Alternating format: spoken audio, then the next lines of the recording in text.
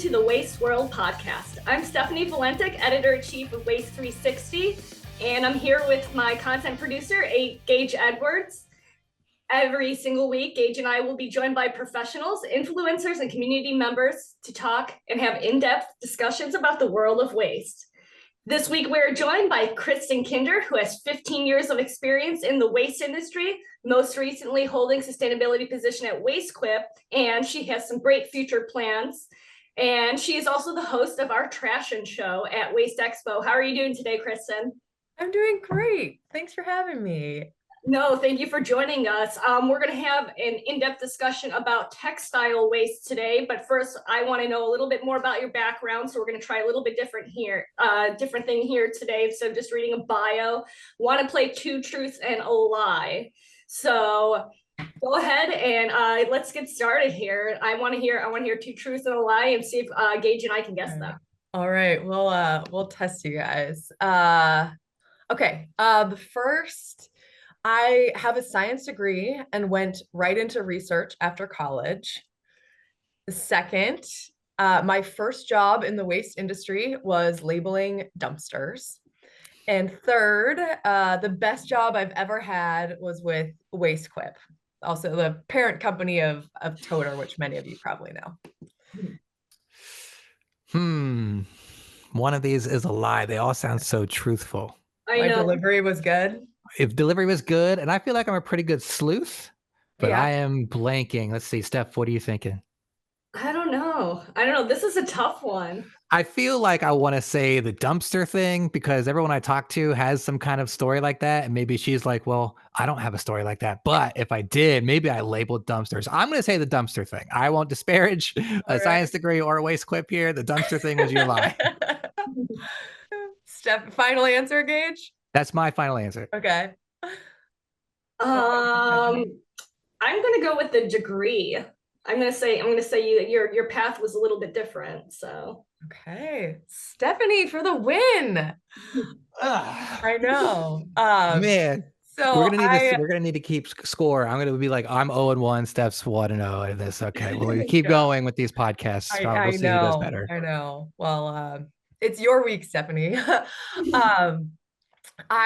When I did graduate with a science degree. So Gage, you were correct not to step on that. But my path was not traditional for a science major. Most science majors go into the health field in some respect or research. And I went into the waste industry. But before I did that, I actually, I wasn't ready to get a real job. And I moved to Germany to play soccer. While I was living there, still like the career thing felt really fuzzy to me. But while I was living there, I really got to see what lower consumption looked like. I lived with a family that, they had 4 drivers, but they used 1 car. They had reusable napkins every night at dinner. Reusable bags at the grocery store were the only option. And, that's changed a lot here, but at the time, we used pretty much disposable. And what I got to see from that experience was that I saw people making choices that were lighter on the environment, but they were just as happy. It didn't feel like a life of lack to me. And that really, environmental issues have always been close to my heart, but that really inspired me to start a career and kind of make my life's work helping us think differently in the US about the resources we consume. And I think there are ways to do that and be just as happy. So I never went into research, and I am very passionate about getting more scientific-minded people into the business world, and for science majors knowing that there are many paths available to them. So, and to explain a little more sorry, Gage, I don't want to interrupt you. I was going to say, I was just talking about the differences between Germany and here when it came to like reuse, because I'm sure it's wildly different. It is, the more I reflect on it and the more I learn, I think waste reflects economies. So a lot of the challenges in Germany, I mean, you would hear them talking about the same ones: contamination and recycling, things like that. But there was just, in the small town that I lived in, there was just more of a, it was just kind of what they did. They walked to the store because they lived right by it. They, yeah, like I said, this family had one car because they had the train system, and they just didn't really, they didn't need more than that. So it didn't really occur to them to buy more. So I think there was such a visual, impactful experience for me. And I think the US in a lot of places deserves a lot more credit than we get. And I think we have similar challenges, but they have more, what's the right word? Their systems for waste collection and diversion have probably been developed over a longer period of time. Gotcha.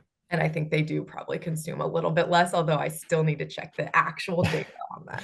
I'm going to assume that also. I think so.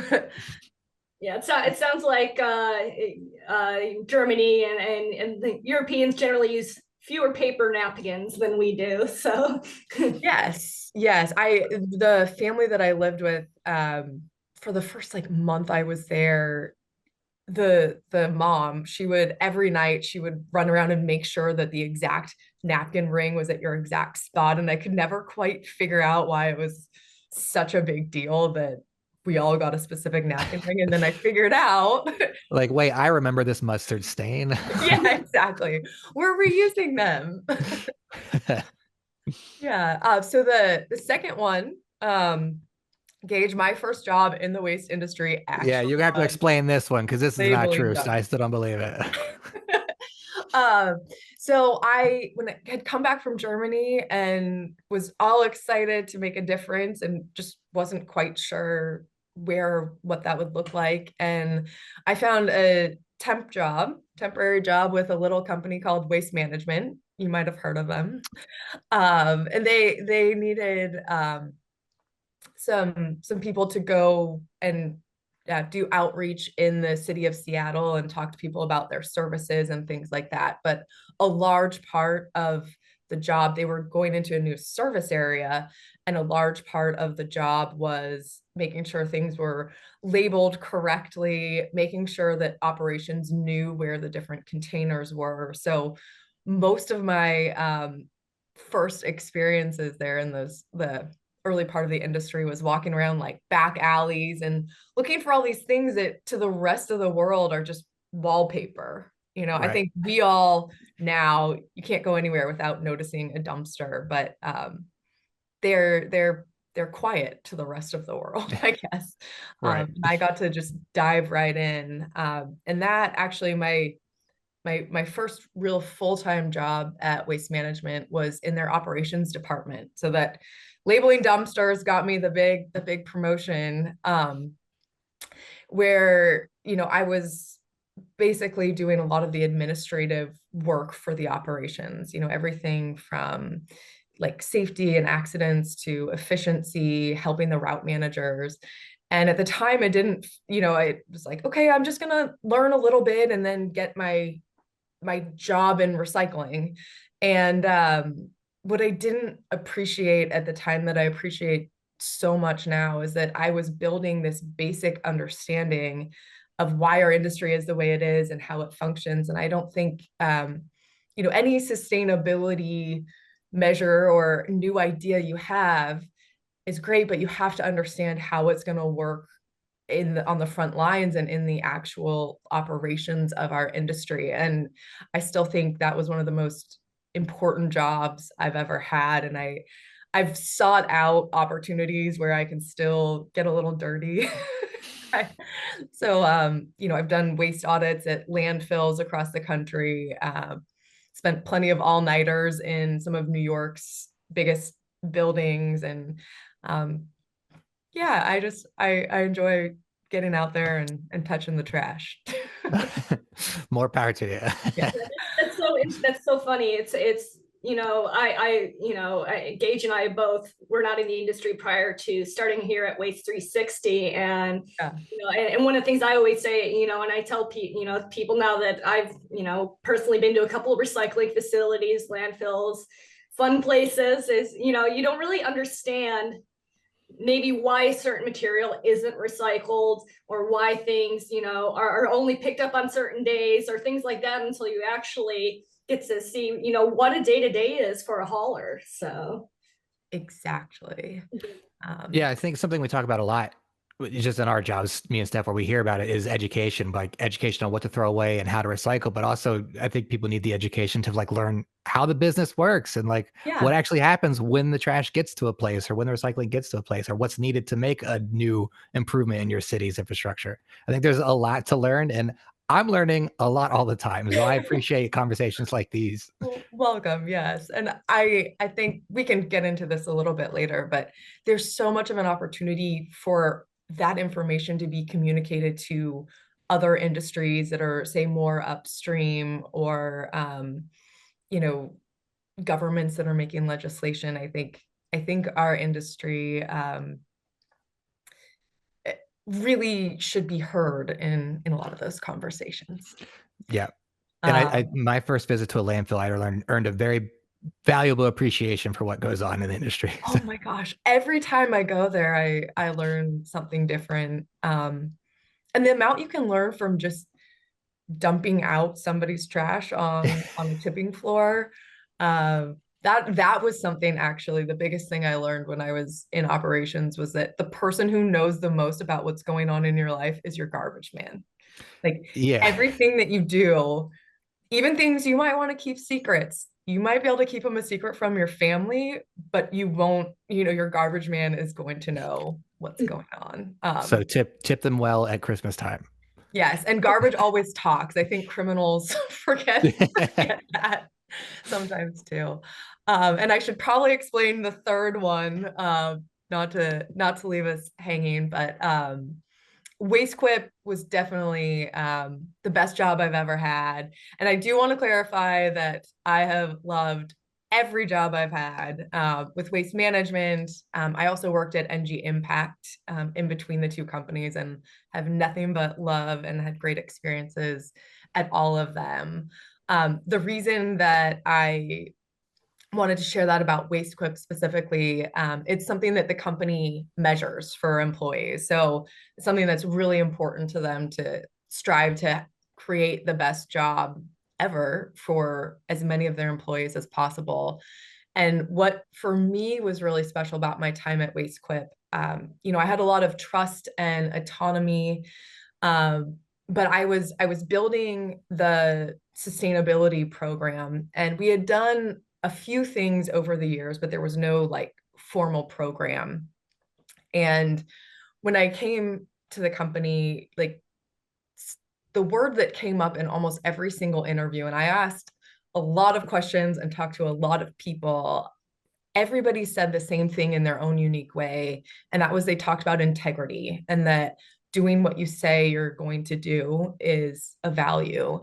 And that made starting this culture shift at a company, it made it a dream. And that what everybody shared about integrity lined up with my experience the whole way through. And we were able to, we went from having that no formal program, and maybe doing a few things for the planet, a few more for people, to really deeply understanding how our biggest products affect the planet, to achieving gender pay equity, creating a governing structure for the program. And I think they're already on their second sustainability report. And I credit the company culture that was already there before I got there with that.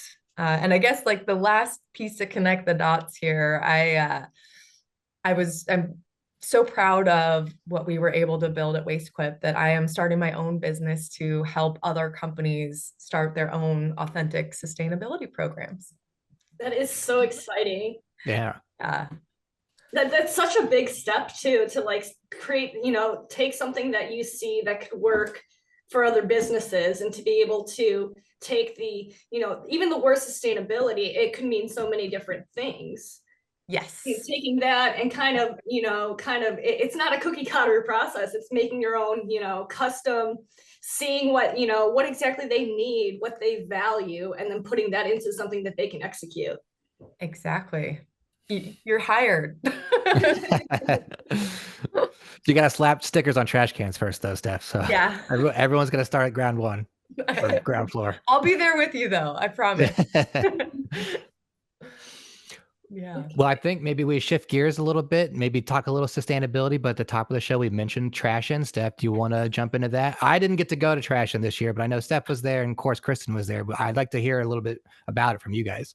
Yeah, so for our audience here, TRASHION is our annual fashion show that is held at WasteExpo, which is a waste and recycling trade show and conference held in Vegas every single year.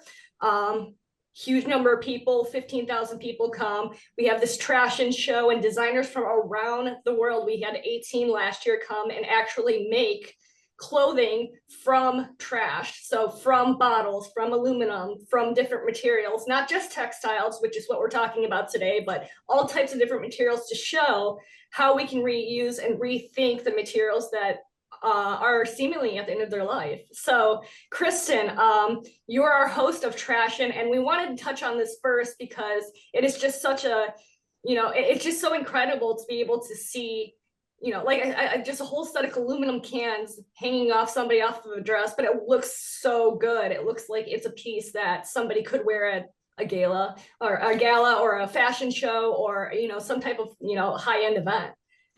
Yeah.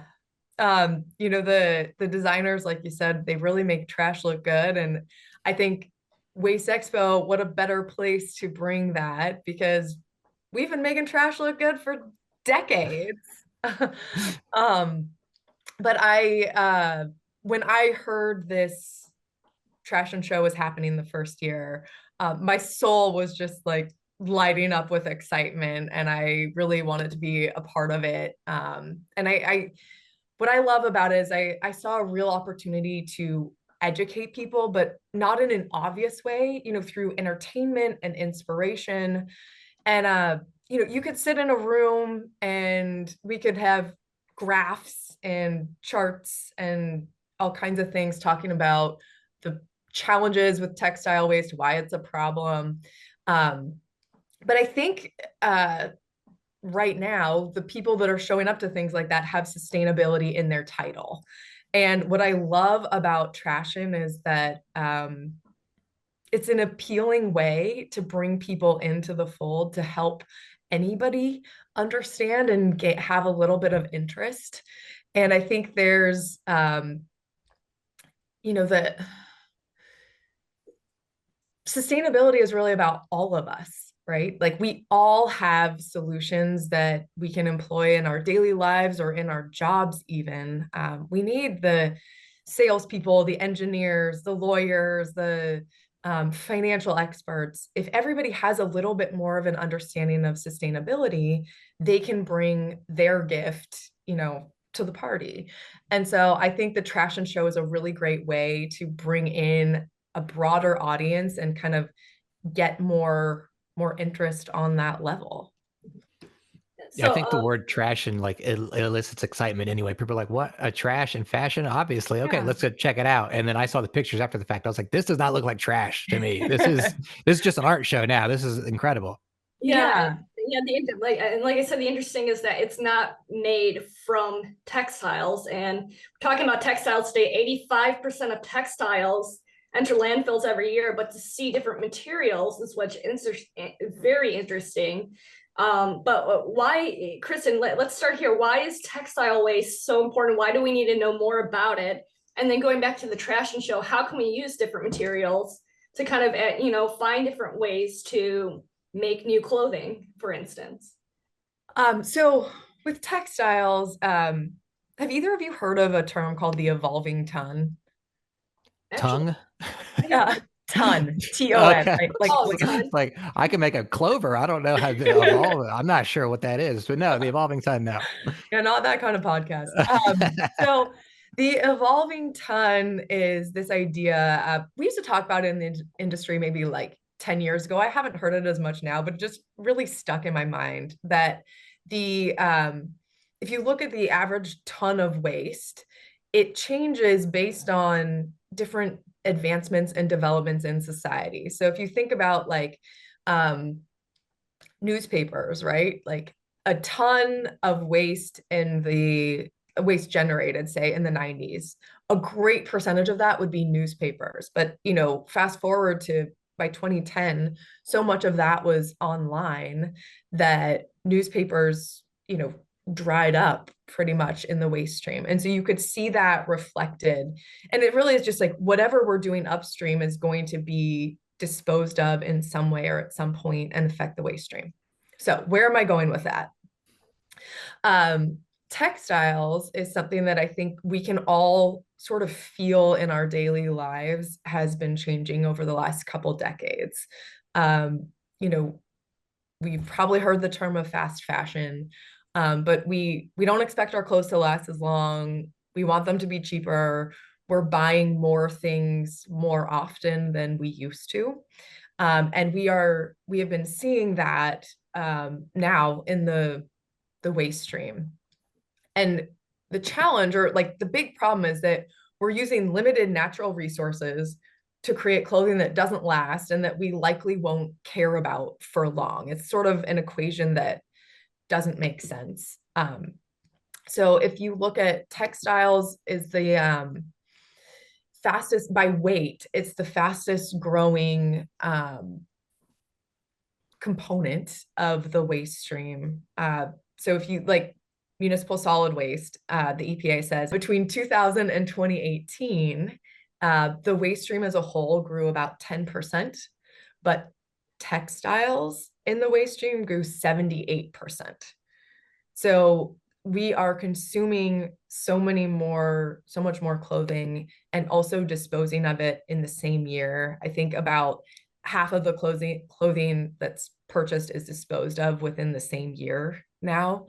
And so we're starting to generate a lot of waste from that, and our industry has picked up on that. So there are a number, kind of to get still into the like dismal, we'll come back out, I promise. But some of the challenges with capturing textile waste in our industry, they're very difficult to collect and to sort. So with current recycling equipment, you both said you've been to a MRF. They get tangled around the machinery. They make it difficult to separate other recyclables. Also, one garment can be made of a myriad of different things, and all those different things have different recycling end markets. So how do we even know what's in the t-shirt? You know, the t-shirt you're wearing could be 100% cotton. The shirt I'm wearing could be a mix of polyester and elastane, and I don't know what else is in clothes. But labels is very much like reading ingredient labels sometimes. So yes, that is so true. Yes, that is so true. So, you know, that ingredient label is on the clothing, but sometimes the tag might not be there, or, you know, you can imagine from an efficiency standpoint, to your point, Stephanie, like you can't really sit and read every single label of every single garment. And then once you do like, how do you separate all those different components? So that's a big challenge. The supply chain with textiles is incredibly complicated. One garment can change hands 7 to 10 times in the process. And so, you know, that makes it hard to even trace the data all the way through. So I think all of those challenges are really some of the reasons that textiles are getting a lot of attention today. One of the things that I find heartening is that all of those mountains are hard to climb in and of themselves, let alone together. But there are lots of different groups working on solutions, like commercial scale optical sorting for fibers, digital identifiers in the fabrics themselves. So you just kind of like scan it and you know what's in it. Chemical or molecular recycling, where you take it down to the basic elements, improving things like reverse logistics. And there are even brands taking an interest in circularity for their own products.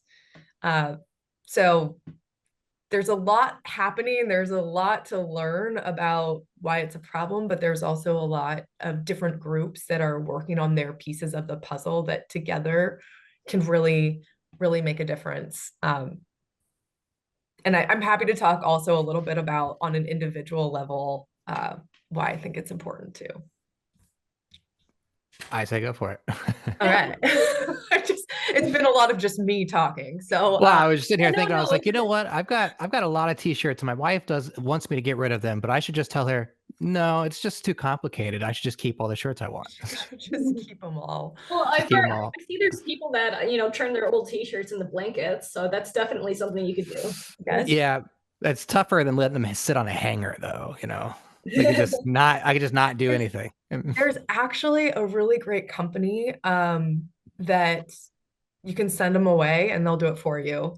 And okay. There's a great social story to the labor that they work with. I think they hire people with disabilities. And it's just there's all kinds of life you can give to your things. But well, I'll get that link from you for that company because it might be in my future.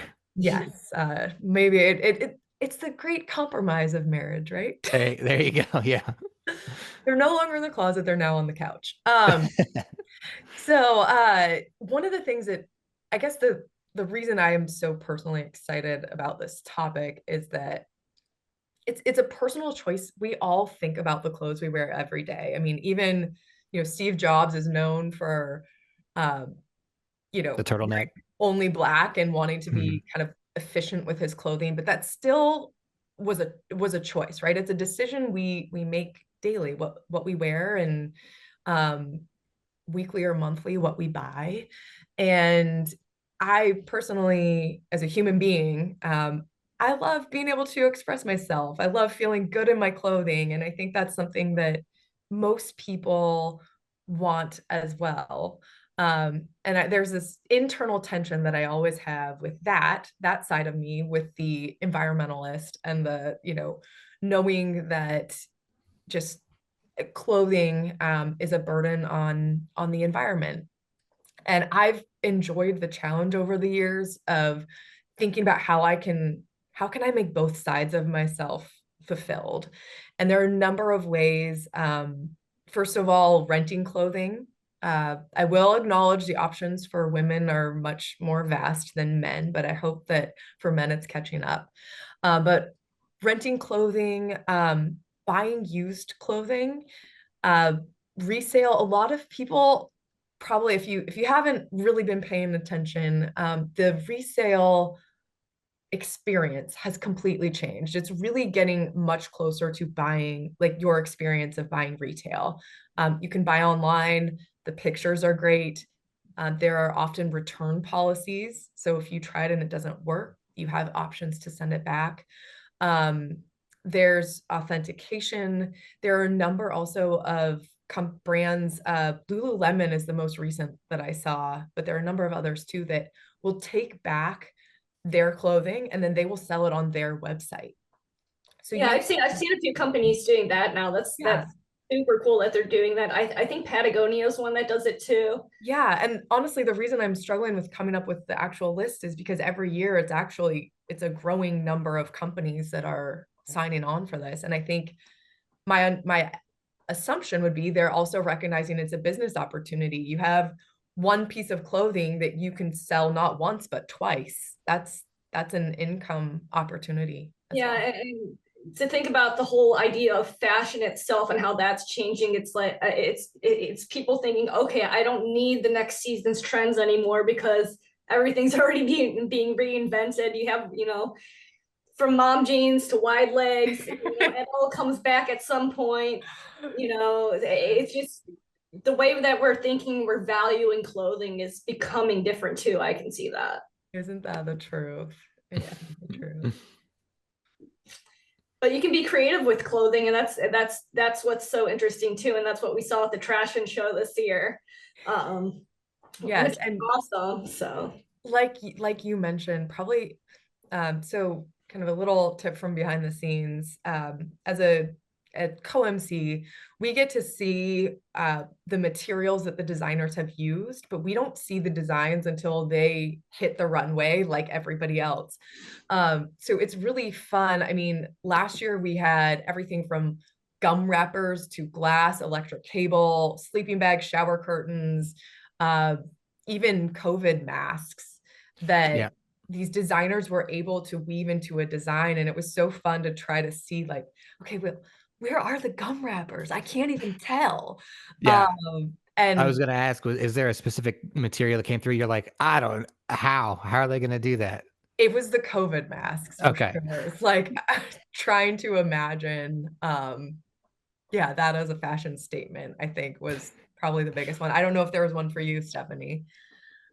Definitely the COVID mask was the big one for me too. So that I'm like, oh yeah, I feel like a lot of people resonated with that and saw that, oh my gosh, like this is something that nobody thought of that could be turned into something that is creative and fun. Well, we spent a few years making COVID masks fashionable. So I mean, Yes. it kind of works out a little bit, right? I guess, yeah. The year before, I will never forget this design. There was one of the designers had taken an old rug. It was kind of the braided type of rug and woven it into a dress. So the entire dress was made out of this rug. And you couldn't tell at all. You wouldn't look at it and think, oh, that's a rug. That's a rug. They had to be so heavy to wear though. Yeah. So what can, we're talking, we keep going back and forth to TRASHION. What is the value of doing an event like this? And, what do you think is to come for this fashion show? So again, my mind goes to bringing more people in a way, educating in a way that's exciting and visual, and where people just don't even realize they're learning. That's always my goal. I want people to learn, but not even realize, because when you go and you watch this, you're seeing resourcefulness, which is something our industry has been doing for so long. You see that something that someone thought was waste can actually be, thought about creatively. And it kind of starts in your mind, you start pushing the limits of really what you think is possible. And I love that events like this expand our collective thinking. And again, like I said, they're appealing to bring more people into the fold, to just think about the resources we consume. And my hope, I don't think we're quite there yet, but my hope is that in years to come, other industries show interest, that we are able to take this show somewhere else, or that other industries are coming to WasteExpo to watch our TRASHION show because they want to see that creativity and that resourcefulness, firsthand, and we can use that to then educate other industries about ours. And that also, and the important part is that, the right person's going to go there. It's going to drive innovation. It's going to, maybe find solutions for, textile waste or for clothing or fashion in the future. And, we're talking, about innovation down to the core today. Especially when it comes to textile waste. And EREF, which is the Environmental Research and Education Foundation, is one of the sponsors of TRASHION, fully supports this TRASHION show every single year. And I know you have some work to do with them. So I kind of want to loop that research and that innovation part of it into our next segment here and talk about how that fashion show, what the things EREF, what is EREF doing in terms of research and innovation for textiles? Yeah, one of their scholars, her name's Jeannie Egan, and I believe the professor that she's working with, there's a official name for that, but the professor that she's working with, Dr. Salmon, they have been working with how you can use enzymes to degrade polymer. So, and to separate like the natural fibers from the synthetic fibers. So that problem that I was talking about, how like that mixed composition, EREF, one of our scholars, is working on that. And then there's a number of other, I guess, waste topics outside of textiles that EREF is supporting research for as well. So why was it so compelling to kind of be part of this organization? How did, we went from TRASHION to an organization that is supporting research and innovation for textiles. So what was so compelling about wanting to be part?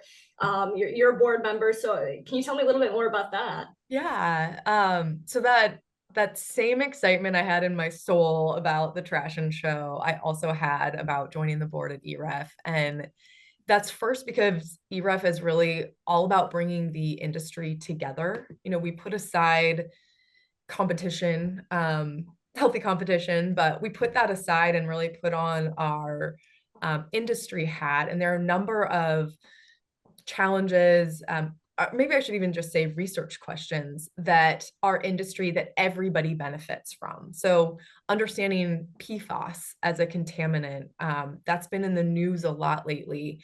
Having a scientific understanding of that benefits our industry. A while ago, EREF did a bunch of research on elevated temperatures in landfills, because different companies or different landfill operators were noticing temperatures increasing in parts of their landfill, and having one group that can be, providing trusted, objective scientific research that brings everybody together, and the whole like rising tides lifts all boats is really the ethos there. And like I talked about earlier, being a science major, I think that scientific thinking has such a benefit to business, and we will always need that objectivity to understand our industry and help others understand us. And then I should also mention that around the time I joined the board, EREF had announced their new strategy for lighting the path toward a circular economy. And that's just, again, that fits right into what's really been my mission in my career, about thinking about resources that we consume differently.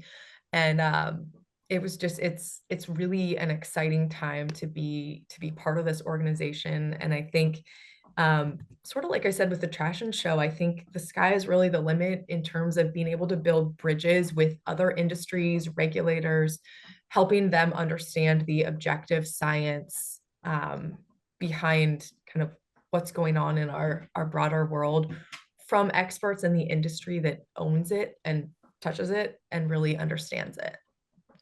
So what things do you need to change? Do you think need to change with, the way we consume textiles? Because, we're talking about being actually in the industry and finding solutions. What do you think? And we mentioned, renting clothing, going to resale. What about our actual thinking and behaviors? Where does that come into play? Well, I think your question is also the answer, right? We need to think more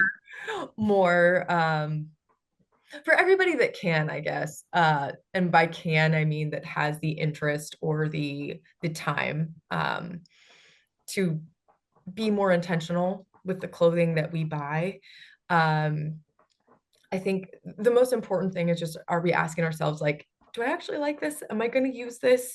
Am I going to want this in a year or two? And if the answer to that is yes, I'd say go for it. But there are also, like I said, other opportunities to get the feeling that we want from how we wear our clothes and also have a lighter impact. So looking into, would I be comfortable with renting my clothes? Is that something that would work for me? I really like this top. I started using, there's an app called Index, INDYX. I think it's pretty new, but you can catalog your whole closet. So now if I go to buy something, I can be like, Kristin, you already have, 5 things that look just like this. So being able to hold yourself accountable there. But I also wholeheartedly recognize that everybody has different amounts of time and energy to spend on things like this. But I think just that quick question before the I guess you'd say the point of sale is do I really, really need this? Do I really want this? Those are probably where I'd start. I mean, do either of you have things that you do in your personal lives? I'm just sitting here thinking about how many black t-shirts I own. And maybe I don't need another one, but what if it's got a cool logo on it? So I'm Yeah. not, this index app might ruin me. I'm not sure.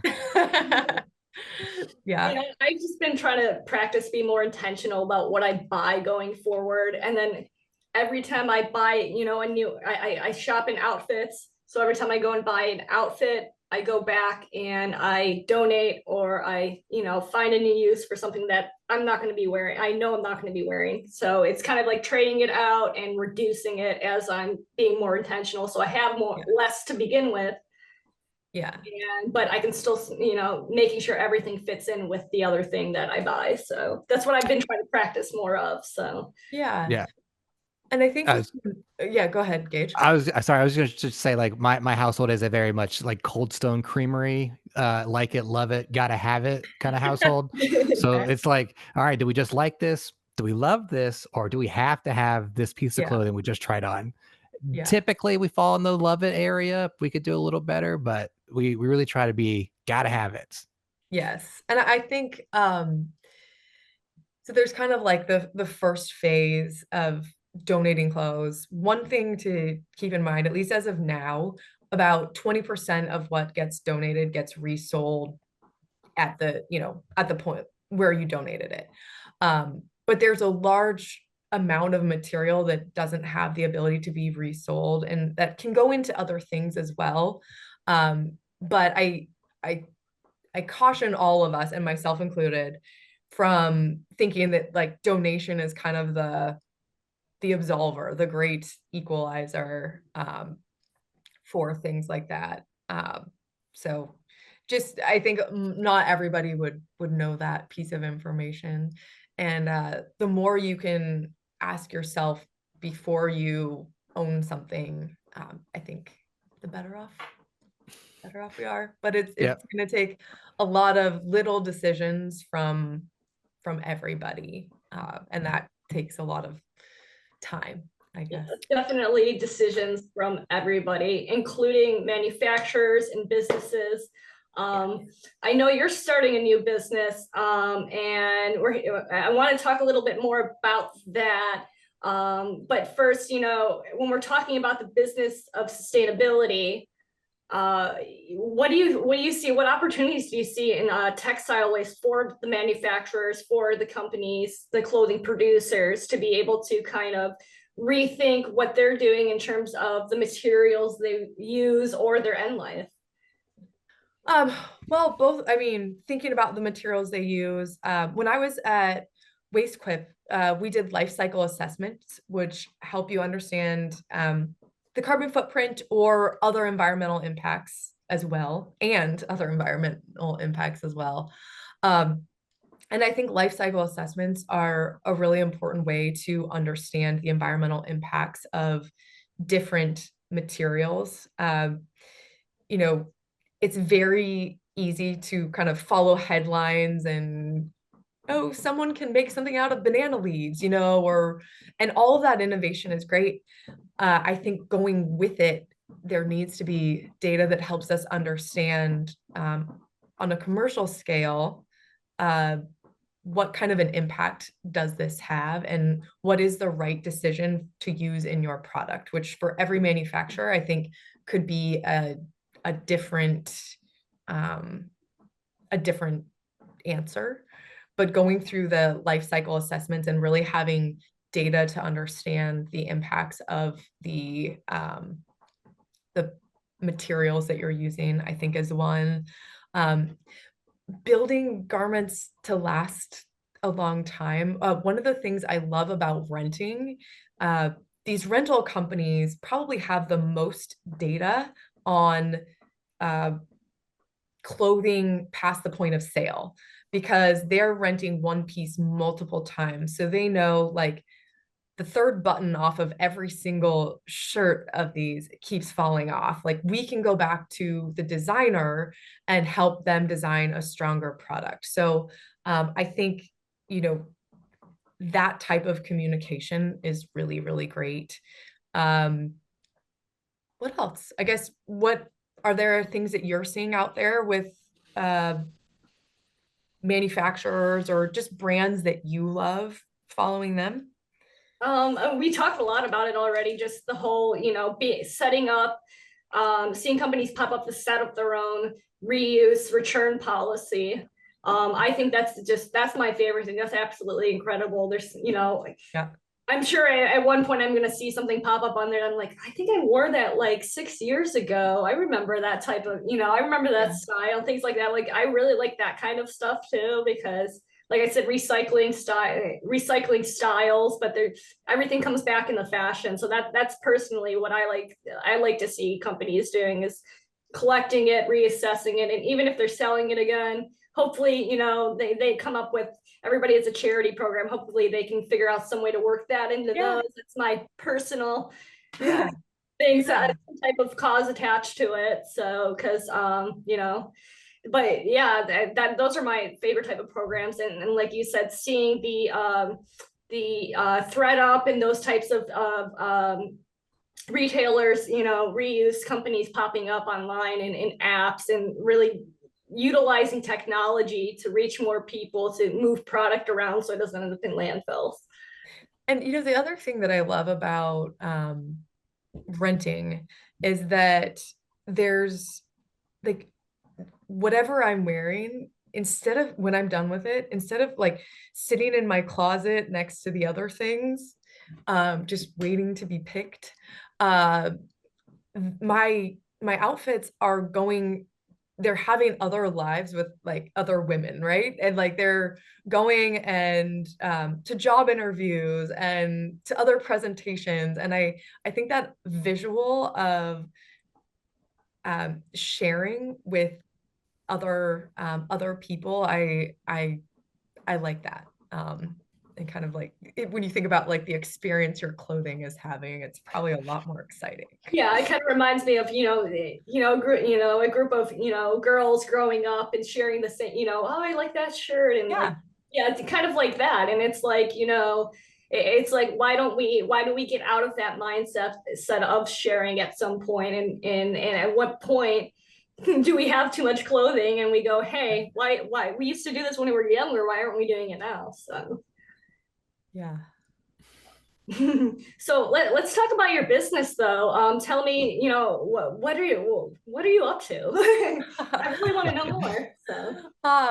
So I still am thinking through a lot, but I want to I think there's, like I mentioned, such an important place for science in business. And that I was really able to bring that kind of a mindset to the sustainability program that I built at WasteQuip. And that model, really, when you think about it, sustainability programs are about like really getting ways of thinking about people and planet into the existing framework of the business. So really, your sustainability team is there to help with maybe new data, fresh eyes, things like that. But your engineers, your finance experts, I mean, everybody at the company has some way that they can contribute, and you really want to get sustainability integrated into the business versus a separate add-on.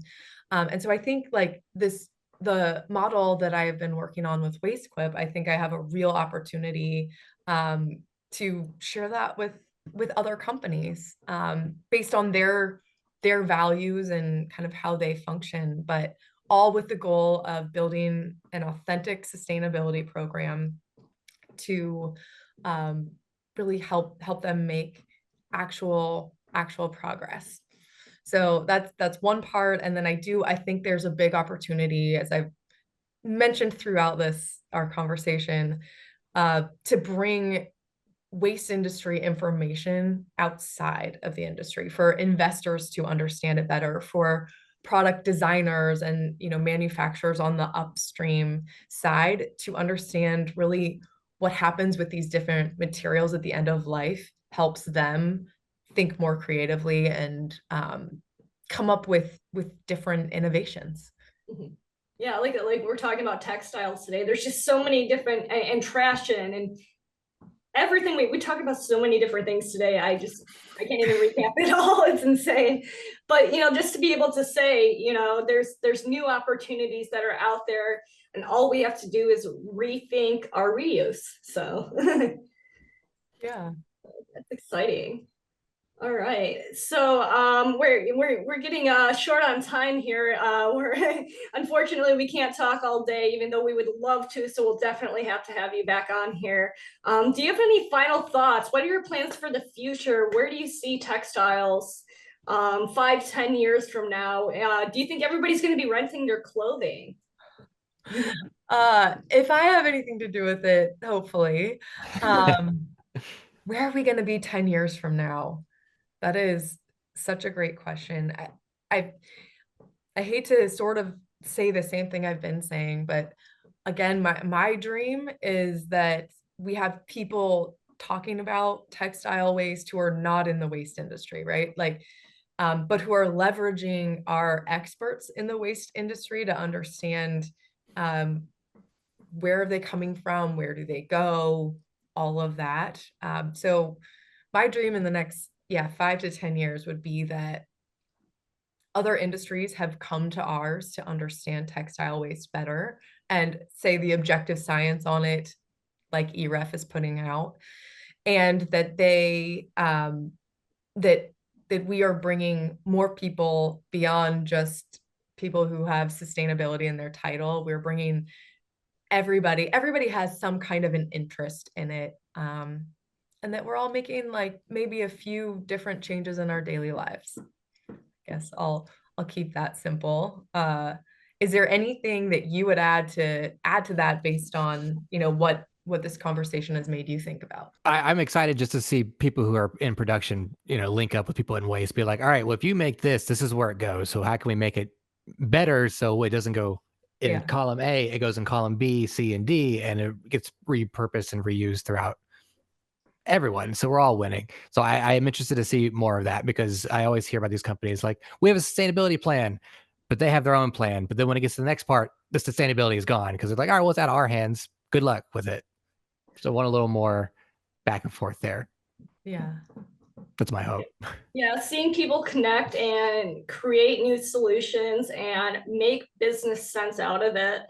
Because a lot of people say, you think sustainability, some people still have that perception that it's a lofty goal or it's just a buzzword. And it's like, there really is, your business isn't going to die because you're taking this material to this new location instead of a landfill. It's just finding new ways and finding and connecting with each other and changing the supply chain.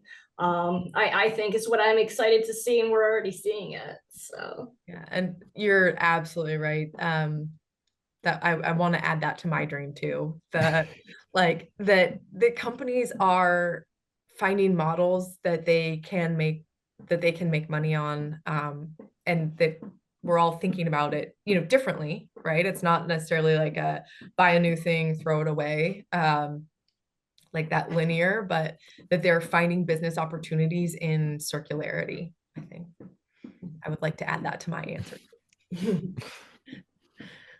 Well, thank you so much, Kristin, again, for joining us. And we just covered so much. We're definitely going to have you back on as a guest here.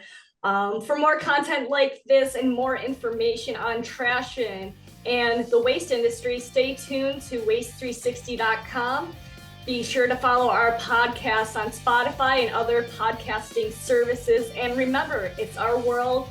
Let's not waste it. Thanks for joining us.